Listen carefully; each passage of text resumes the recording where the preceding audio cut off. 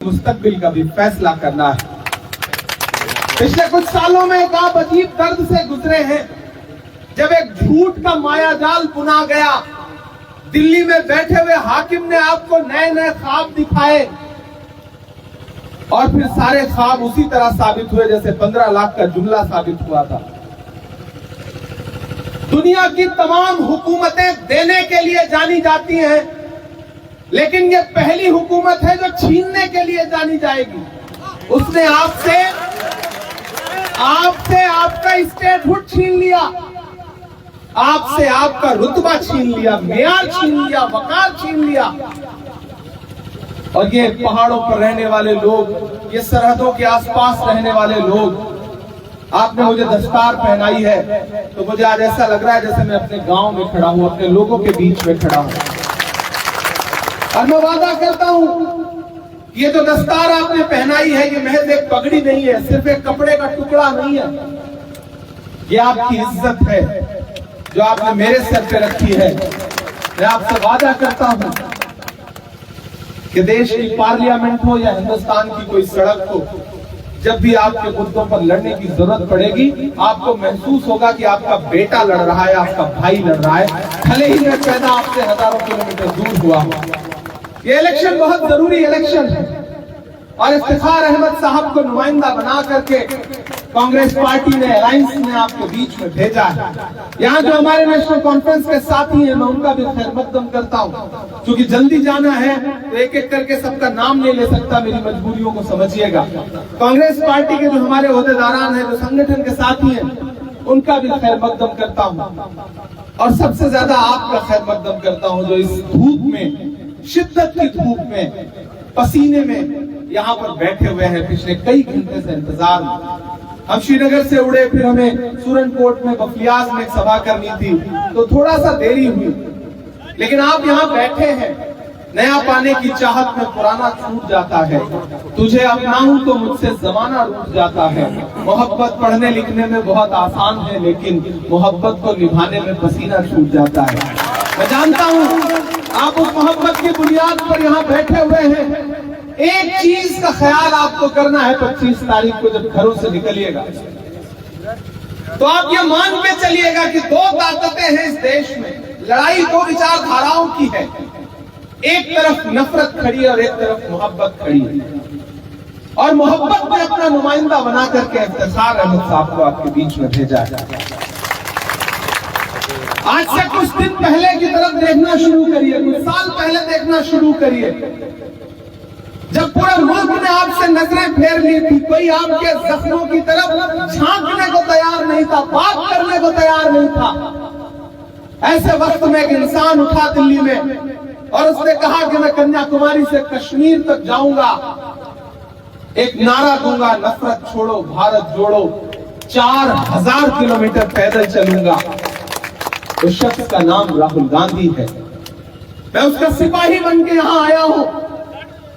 उस इंसान ने 4000 किलोमीटर पैदल यात्रा की। कभी सोचा है कि राहुल गांधी ने कश्मीर में आकर के भारत जोड़ो यात्रा का खात्मा क्यों किया? क्योंकि कश्मीर को, जम्मू को मरहम की जरूरत थी, मोहब्बत की जरूरत थी। तो राहुल गांधी 4000 किलोमीटर चले। वजीर आजम साहब कहा करते थे कि राहुल गांधी तो शहजादे हैं, लेकिन मैं तो उनसे कहना चाहता हूं कि दुनिया का कोई और शहजादा दिखा दो जो 40 किलोमीटर पैदल चलाओ, 400 किलोमीटर पैदल चलाओ। अगर आप कहते हो कि राहुल गांधी शहजादे हैं, तो एक ऐसा शहजादा जो एक टी शर्ट और एक ट्राउजर में 4000 किलोमीटर पैदल चलता है, अपने पैर के छालों की परवाह किए बगैर, लोगों के जख्मों पर मरहम लगाने के लिए, उनको गले से लगाने के लिए, उनके आंसू पोंछने के लिए। मैं चला हूं राहुल गांधी के साथ। मैं आया था श्रीनगर जिस दिन भारत जोड़ो यात्रा खत्म हुई थी। जब मैं उनके साथ चलता था तो मुझसे मीडिया के साथी कहते थे कि इमरान साहब आप सियासतदान बाद में हैं, शायर पहले हैं। राहुल गांधी की भारत जोड़ो यात्रा में उनके कंधे से कंधा मिलाकर चल रहे हैं, आप क्या कहेंगे?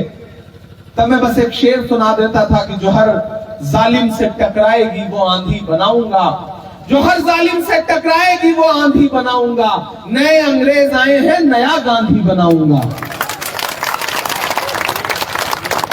आपसे वायदा किया किया गया कि तस्वीर बदल दी जाएगी। दिल्ली ने आपसे कहा कि आपको नौकरियां दे दी जाएंगी, लेकिन मुझे बताइए कि पिछले 10 साल की हुकूमत में दिल्ली ने पूरे मुल्क की तरह आपके साथ भी वही सुलूक तो किया है ना। कारोबार बर्बाद कर दिए। वो पेट्रोल डीजल जो 58 रुपए 60 रुपए लीटर मिलता था वो आज 100 रुपए के पास पहुंच गया। वो गैस सिलेंडर जो कांग्रेस की हुकूमत में 400 रुपए का मिला करता था वो 1000 के पार पहुंचा दिया। 700 किसान शहीद हो गए सिंघू बॉर्डर पर बैठे हुए, और उनको क्या क्या पुकारा गया ये किसी से छुपा हुआ है। कीमत तो बहुत बढ़ गई शहरों में धान की, लेकिन विदा न हो सकी बेटी किसान की। मौका मिला तो लोगों ने कुर्सी के वास्ते, मौका मिला तो लोगों ने कुर्सी के वास्ते तस्वीर ही बिगाड़ दी हिंदुस्तान की। मेरे भाई, मैं भी आपकी तरह के एक परिवार से आता हूं। किसी सियासी घराने से मेरा कोई ताल्लुक नहीं था। मैं तो अपनी मशारों की दुनिया में शायरी करता था, लफ्जों से लड़ाई लड़ता था। लेकिन मुझे राहुल गांधी जी ने मेरा हाथ पकड़ा और 34 साल की उम्र में हिंदुस्तान की सबसे बड़ी पंचायत में राज्यसभा में उठा के बिठाया और ये कहा कि अपने मुद्दों पे लड़ाई लड़ो, आवाज उठाओ, बोलो, लड़ो। मैं पिछले 20 दिन से लंदन में था मशारों में। मुझे राहुल जी के यहां से संदेशा आया कि इमरान लंदन से वापस आओ, रजौरी जाओ, इफ्तिखार के लिए लोगों के सामने अपना दामन फैला के अपील करो, क्योंकि हमने इफ्तिखार अहमद को अपना नुमाइंदा बना के वहां भेजा है। रजौरी का जो इलाका है वो अपने आप में बहुत अनूठा इलाका है, बाकी जम्मू कश्मीर से भी अनूठा मुझे लगता है।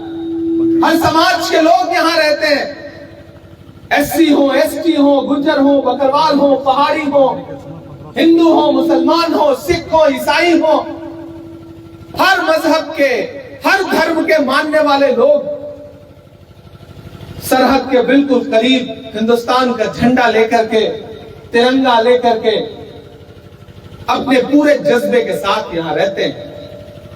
मैं आपकी मौजूदगी को सलाम करता हूं, आपके जज्बे को सलाम करता हूं। लेकिन आपको क्या लगता है ये इलेक्शन कराने को हुकूमत क्यों मजबूर हुई?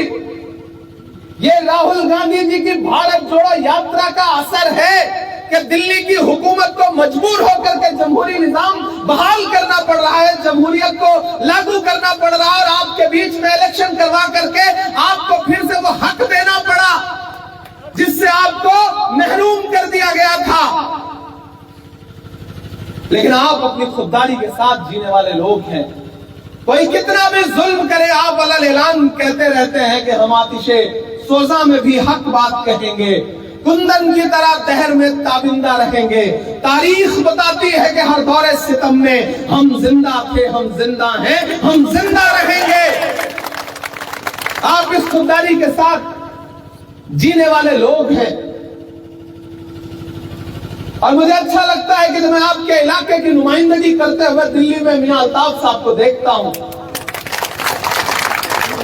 तो इससे यह भी समझ में आता है कि आप जज्बाती तौर पर मजहबी लोग हैं, जज्बों को बचाने वाले, संजोने वाले लोग हैं। मैं यहां इस तपती दोपहरी में खड़ा होकर आपसे एक बात कहना चाहता हूं। मेरी आंखों में अलग अलग तरह के मंजर हैं। मैंने सुना है कि यहाँ पहाड़ों पर रहने वाले जो हमारे एसटी समाज के लोग हैं, हुकूमत उनसे कह रही है कि कागज का टुकड़ा लाओ, तब मानेंगे कि तुम्हारी जमीनों का टुकड़ा तुम्हारा है या नहीं है। आप इसके असली मालिक हैं। दिल्ली में बैठ करके कोई आपकी तकदीर का फैसला नहीं कर सकता, यह तय नहीं कर सकता कि जमीनों के मालिक आप हैं या नहीं है। आपका जिस्म इस मिट्टी से बना हुआ है, एक दिन फिर इसी मिट्टी में बन जाना है। इस मिट्टी के असली मालिक आप हैं। आपको इन जमीनों से कोई बेदखल नहीं कर सकता। अगर किसी हुकूमत को यह लगता है कि वो आपको आपकी मिट्टी से बेदखल कर देगा, तो आने वाले दिनों में, आने वाली 25 तारीख में बदल दीजिए वो निजाम। हम वादा करते हैं, कांग्रेस पार्टी आपसे वादा करती है, अलायंस आपसे वादा करता है कि आपकी जमीनें सिर्फ आपकी हैं, उस पर किसी और का हक नहीं है। हम उसे किसी को छीनने नहीं देंगे। मेरे भाई, आप तो इस बात पर ईमान रखते हो ना कि मजदूर का पसीना सूखने से पहले उसकी मजदूरी उसे दे देनी चाहिए। रखते हो ना इस बात पर ईमान? हम रखते हैं क्योंकि हमारे बुजुर्गों का कौल है कि मजदूर का पसीना सूखने से पहले उसकी मजदूरी उसे दे देनी चाहिए। तो मैं अपने घर से हजारों किलोमीटर दूर सरहद के पास यहां खड़ा होकर के आपसे राहुल गांधी की मजदूरी मांगने आया हूं, क्योंकि मैंने देखा है राहुल गांधी के पैर के छाले, मैंने देखा है राहुल गांधी के माथे से बहता हुआ पसीना। वो मजदूरी क्या है? वो मजदूरी यही है कि इफ्तिखार अहमद को जिता करके जम्मू कश्मीर की असेंबली में पहुंचा दीजिए। ये है राहुल गांधी जी की मजदूरी। और जब 25 तारीख को अपने घरों से बाहर निकलिएगा और हाथ के पंजे के सामने वाला बटन दबाइएगा तो सिर्फ ये मत सोचिएगा कि आपका वोट इफ्तिखार अहमद को ही मिलेगा। आपका दिया गया एक एक वोट चौधरी इफ्तिखार अहमद साहब को, आपका दिया गया एक एक वोट सिर्फ इफ्तिखार अहमद को नहीं मिलेगा, बल्कि मोहब्बत के उस मसीहा को मिलेगा जिसका नाम राहुल गांधी है। इफ्तिखार अहमद को दिया गया आपका एक एक वोट सिर्फ इफ्तिखार अहमद को नहीं मिलेगा, मियां अल्ताफ साहब को मिलेगा। आपका दिया गया एक एक वोट उमर अब्दुल्ला साहब को मिलेगा और आपका दिया गया एक एक वोट इमरान प्रतापगढ़ी पे आपका पर्सनल एहसान होगा। ये गुजारिश करने आपके बीच में आया हूं और आपको ये यकीन दिलाता हूं, मैंने इफ्तिखार अहमद को संगठन का काम करते हुए देखा है। मैं सियासत में भले पिछले 4-5 साल पहले आया, लेकिन मैं मशारों की जिंदगी में अपनी शायरी के जरिए जो जंग लड़ रहा था वो भी निजाम से ही थी। तो मैं उन लोगों पे नजरें रखता था जो ऑर्गेनाइजेशन का काम कर रहे हैं। हमारी दिल्ली इफ्तिखार पे बड़ा यकीन रखती है और भाजपा वाली दिल्ली नहीं, कांग्रेस वाली दिल्ली बड़ा यकीन रखती है इन पर, बड़ा इत्मीनान है उन्हें। इन्हें जिता के असेंबली में भेजिए, ये असेंबली में खड़े होकर के आपके इश्यूज पर लड़ेंगे। और मैं आपको यकीन दिलाता हूं कि मैंने पिछले 3 दिन से मैं जम्मू कश्मीर के अलग अलग इलाकों में कैंपेन में हूं। मैंने यहाँ की जो खूबसूरती देखी है, यहाँ का जो एहसास देखा है, मैं पहली बार इन इलाकों में घूम रहा हूं। मैं वादा करता हूं कि आने वाले दिनों में हिंदुस्तान की पार्लियामेंट में खड़ा होकर के जिस दिन आपके मुद्दों पर आपके इलाके का नाम लेकर के, डांगरी का नाम लेकर के, राजौरी का नाम लेके, बफलियास का नाम लेकर के बोलूंगा, उस दिन आपको महसूस होगा कि आपने अपना एक बेटा, एक भाई देश की पार्लियामेंट में भी छोड़ रखा है। ये आपके लिए यहाँ की असेंबली में लड़ेंगे, मैं वहां आपके लिए पार्लियामेंट में लड़ूंगा। इससे अच्छा ऑफर क्या हो सकता है? एक जिताओ, एक साथ में फ्री पाओ, असेंबली में इन्हें भिजाओ। मैं देश के उच्च सदन में बैठा हुआ हूं, लोकसभा में मियां अल्ताफ साहब बैठे हुए हैं, राज्यसभा में आपका इमरान बैठा रहेगा, असेंबली में इफ्तिखार अहमद बैठे रहेंगे। इससे अच्छा मौका क्या हो सकता है? जो बात मियां अल्ताफ साहब लोकसभा में उठाएंगे यहाँ के डेवलपमेंट के लिए, उसके लिए मुझे लड़ना पड़ा तो मैं राज्यसभा में उस चीज पे वीटो लगाऊंगा। तो मिला करके इससे खूबसूरत बात क्या हो सकती है?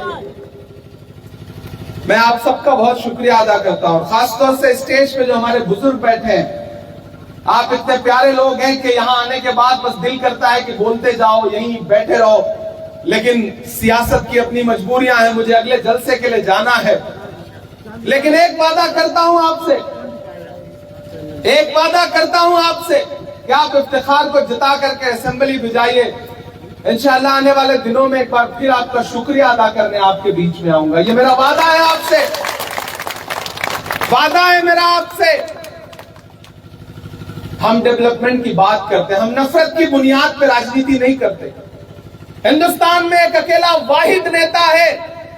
मैंने जिससे पर्सनल बातचीत में किसी शायर के लिए किसी को अपना कायद, अपना नेता मानना बहुत आसान नहीं होता, किसी भी अदबी आदमी के लिए। लेकिन अगर मैंने राहुल गांधी के साथ चलने का फैसला किया तो सिर्फ इसलिए कि उस आदमी ने एक बार पर्सनल बातचीत में मुझसे कहा था कि इमरान, कितना बड़ा भी सियासी नुकसान हो जाए, मैं बंटवारे और नफरत की राजनीति पे वोट नहीं मांग सकता। और एक तरफ भाजपा है जिसकी बुनियाद में नफरत है, बुनियाद में बंटवारा है, वो हिंदू को मुसलमान से, सिख को ईसाई से। मैंने देखा है, मेरी आंखों में हाथरस है कि एक एससी समाज की बिटिया के साथ बलात्कार हुआ और घर वालों की मर्जी के खिलाफ जाके रात के 2 बजे उसकी लाश जला दी एडमिनिस्ट्रेशन ने। ये बातों में सिर्फ डेवलपमेंट की और अपनेपन की बात करते हैं। हमारी आंखों में वो दिन भी है कि जब जंतर मंतर पर बैठी हुई हमारी पहलवान बेटियां जो देश के लिए मेडल लाने वाली थी, उनको घसीटा गया पार्लियामेंट से महज 400 मीटर की दूरी पर। ये बातों में बड़ी बड़ी बातें करते हैं। इनका नारा था ना, बहुत बुरी महंगाई की मार अब की बार मोदी सरकार, ये नारा था, याद है ना? और उसके बाद हालत क्या हुई? आटा, चावल, दूध, दही, पनीर, छाछ, लस्सी।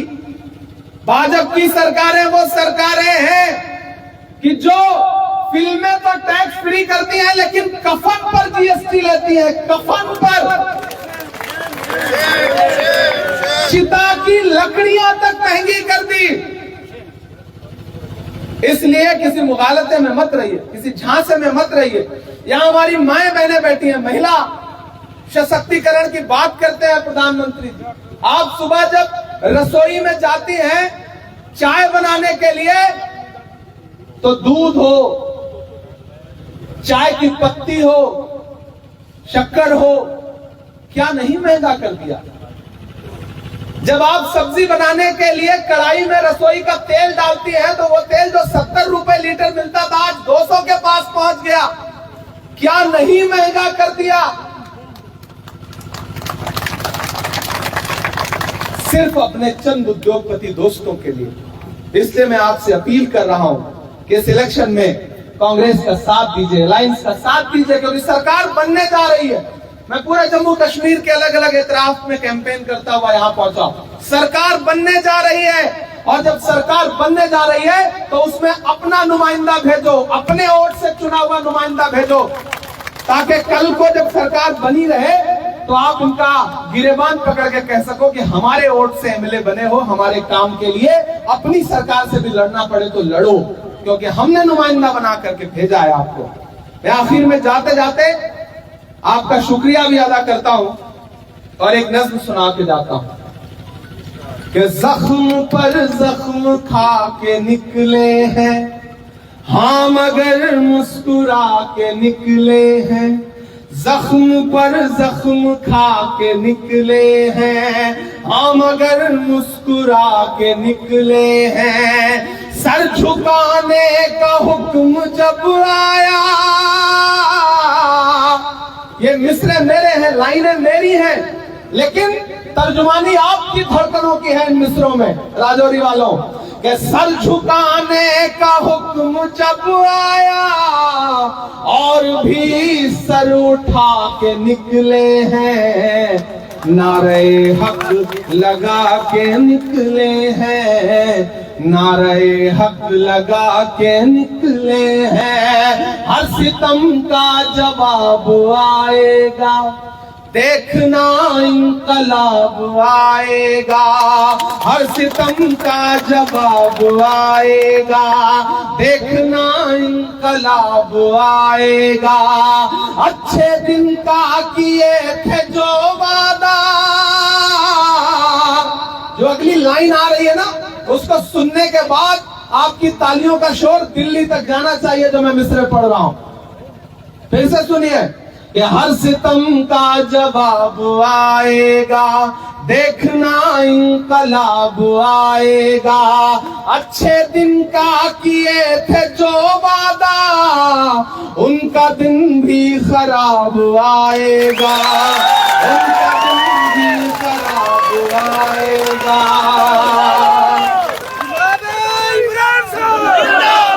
हम तो निकले हैं मुस्कुराते हुए।